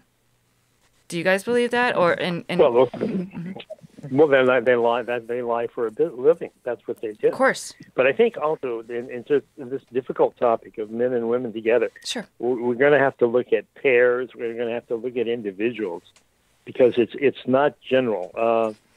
There is a difference, and of course it's statistical. It's statistical. This is a story. Is it generational though too? Because I think and look, I love having a great debate and conversation about this, but I feel like for example, my sister, she's in her 20s, and they all look at everybody kind of similar and the same, and it kind of gives me hope, thank goodness. But I feel like sometimes, somebody like my grandparents' age, and I'm just talking about people I know, they are much more of a us against them, or his and her, and you know what I mean, and separation of female and male. Women, yeah. I think also males and females, especially with women not staying at home now, they have a just as good or working just as hard as a man. I think there's this shift where we don't know what to do with our families anymore because we don't have people at home. I do see some males saying, I'll stay home, which I think's cool. But I also think there's nothing wrong being a female and saying, I want to stay at home with my kids and taking care of things. I think that's a good thing, because we were born that way. And so there's going to be variations of it. But I think that we're going to have to get. I think we're going to have to get debates going here with individuals giving their point of view and speaking just as openly as they possibly can about everything, and debating this to find out what the truth is. Right. Because I think the simple. Well, go ahead, Dr. Spencer. I apologize. Well, okay. I think the simple fact that Alex Jones would bring up a stat like 6 men, women 1, tells me not to even watch him because he's the one creating the divide as well as them. I mean, he is almost pushing that product down the line. And so why even stick with someone who is going to divide because of a woman or a man? Like, we need each other if we want to continue to exist on this earth. We need each other, and so anyone that divides that, that's just getting an argument started. It's not even an argument. Well, Dr. Well, Spencer, I think I don't know. I think you're onto something though, Dr. Spencer, because the thing is a lot of people are either they're afraid to speak out, they don't want to cause a conflict, or they are all about conflict and they're going to just do that. But if we can't be honest with each other and start talking, we're just hiding all in the shadows, and then who's going to take over? Whoever's in charge of whatever, telling everybody else what they should be doing anyway. Who's ever in charge. Yeah. Right. So I think... Well, I wish we could research that Alex Jones thing more, because I think I got the impression that they thought they'd have an even distribution. They'd have an unusual dating service, but it didn't work that way because it was lopsided. And that maybe they just discovered something that way. Right. I mean, I started years ago. I started a seminar. I wanted to start to solve this problem, and I started. Well, what the women need to get in this. I called it the Women's and Men's Seminar. Mm-hmm. I put the women first, but I am not sure that there aren't.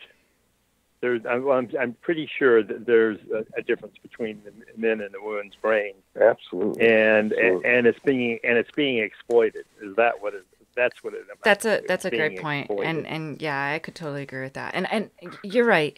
And it's also they use very I don't know if you would even want to call it like in-depth stuff, but I mean to manipulate us and all, to use all of that against each other. So maybe they're just using it against us, like, hey, you know what? They're going to be sexist or misogynist or whatever. But really, maybe is that how our brains are working? And I'm willing to kind of open up and talk about this, because I don't know. I think we need to do research on it. So how do we do that? There's a guy by the name of. Okay. Well, we're going to have to just work at it, and we're going to have to get people who will talk about things and be quite open about a lot of stuff. Ultimately, we'll get into some sexual thoughts or preferences in some way. I don't know what, but obviously that has a significance. But there's, let's see, Roy Masters is his name. He's in his 80s now. Clearly, he has the Institute of Human Behavior, and he clearly has a lot of insight into stuff. And he said stuff which I think is just so weird when he says men are always smarter than women because women's brain is 10% smaller, something like there's a difference in brain. You think, yeah. Then he said another thing was that women are evil. I mean, what the hell is he talking about there? And then he said the men have failed in not protecting their children from their mothers. And so what kind of childhood do they have? An evil man. Right. Well, but the thing is, the way I'm looking at it, okay. What he's saying is that something is happening and we're not dealing with it. Right. That if women aren't getting something, the man is not able to straighten it out. And so this goes back, well, maybe women don't think or care about conspiracy that much, that they're more interested in having a decent life, having a nice nest, all of that. But if they're being manipulated, they don't sense it. And that's probably because we don't study this situation. We don't get down and deal with it. Because this is, painful. Right. So, okay, I was wondering about this a long time ago, and I encountered this woman, Nesta Webster. She wrote in the 1920s, and she wrote this brilliant stuff, incredible stuff on conspiracies, the conspiracy against civilization, all manner of this. I don't have the titles right now, and I got these books. I got the books, and I'm going to read them, and I'm not getting along too well with my wife at the time, and I get the book. I left it on the bed, and it has a stick-em on it that said, what the hell did you leave this on my bed for? And so I still have the sticker on the inside of the book. And I take the book. We're going to Hawaii. I take the books, and I get a lot of static about don't read that book. I don't want you to put that book there. So this is a brilliant woman, clearly. I mean, what I didn't. So I thought, this Westminster Webster shows very clearly that women can understand conspiracy at an extraordinarily high level. But then, what I didn't take into account that she was a total genius. That we have to deal with the statistical distribution of talents, and she was way out there. Right, but she was ahead of her time. It sounds like now. I don't know if I can make the story as funny, huh? Yeah, no, I get it. I kind of get it. I know what you're saying. I'll later. I'll talk about. Yeah. I'll give you the title. So Pamela Olson says men and their voices have been suppressed. Elites have supported women-only voices, ideas, or race-specific ideas, voices. We are a nation of people first, not groups like they want us to be. So, what do you guys think of that? I mean, any thoughts? Well, I would like to put it in perspective real quick. The 6 or 7 minutes that we spoke about women and men, Mm-hmm. like there was 14 children taken in that 7 minutes, or some crazy number like that. To put it in perspective, like right. if now I definitely agree, women and men. We need to work some stuff out. So is this another way to divide us? So we don't focus on what's really going on? Okay. Well, can we all agree that pedophilia should be put away? Yes. I have find that some people don't seem to care about that too much. Yeah, I mean, you got your organizations out there, NAMBLA, North American Man Boy Love Association. You got Heart Progress, and these groups, these NAMBLA is doctors, lawyers, like big time people that I'm not going to say any. Michael Jackson was a known member of NAMBLA. And so there's very powerful people that are attempting to get pedophilia legalized, and they've done it to a degree. When you have 13-year-olds that are married, in this country, a 13-year-old is not ready for any type of marriage. You know what I mean? And so to even have that as a reality in the world that I live in, it's sort of mind-blowing. I mean, it's pretty mind-blowing that it's even a possibility, but it is. And we're terribly manipulated, and we get no help in understanding our minds. We don't get any help at all. And so when we get disinformation. Hey, if you guys get a chance, go see the play Thomas and Sally. What is it? The play? About Thomas Jefferson and Sally Heming, his 14-year-old slave. What was it called again? He had 6 children with Thomas and Sally. Thomas and Sally. Okay, I'll have to put that up. I don't know. I mean, it's just started up around here. There's huge controversy, as you can imagine.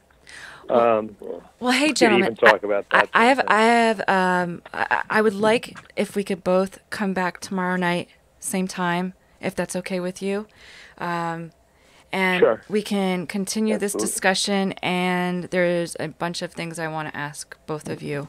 I do want to thank both of you for coming on. Go ahead. I'll pull up Mr. Webster's books, and I'll have them here, and I'll read, the chapter titles and stuff like that.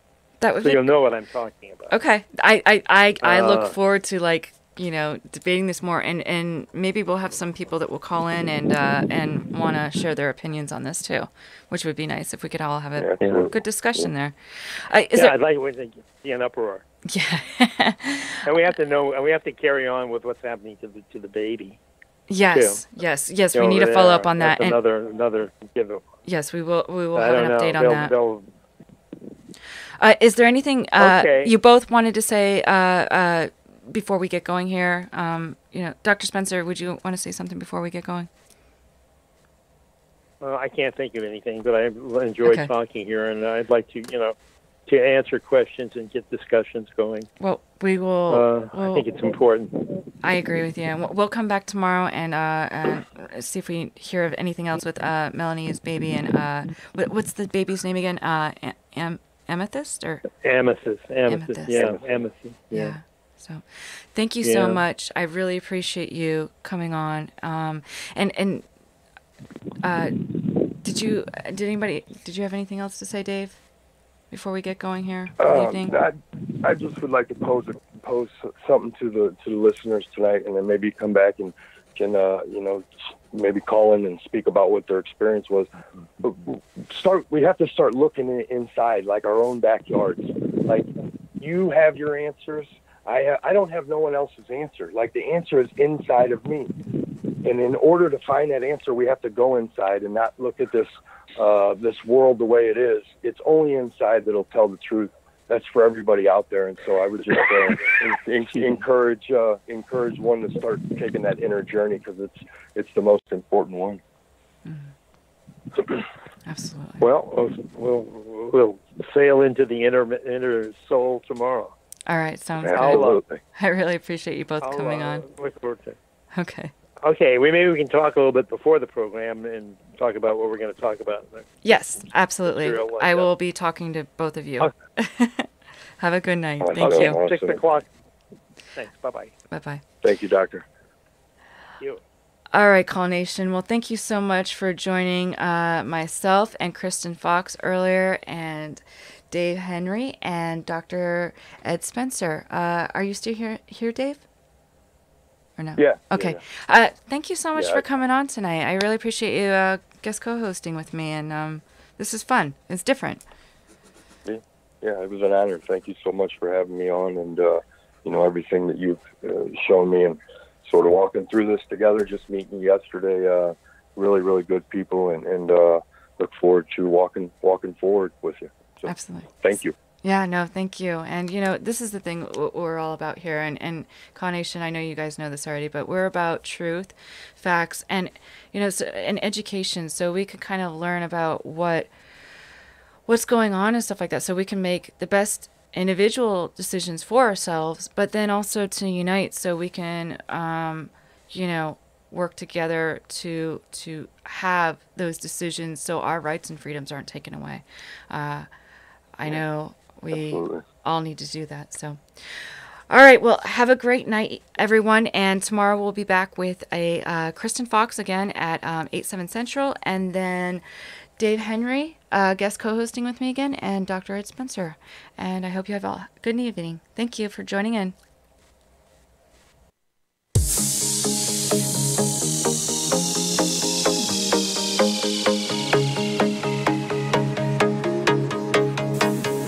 You've been listening to Conspiracies Against Wellness with Jonelle Elgaway. Join us tomorrow at 8 p.m. Eastern to get in on the conversation. The opinions expressed on this program are those of the host and callers, and not necessarily those of EXG LLC, its employees, or sponsors. I'm David Schick.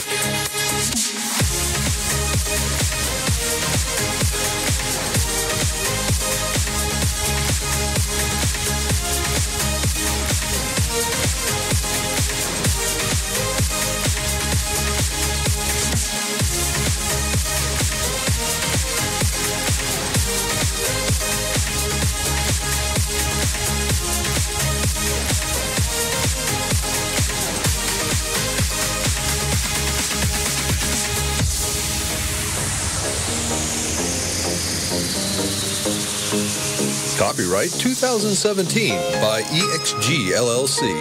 All rights reserved.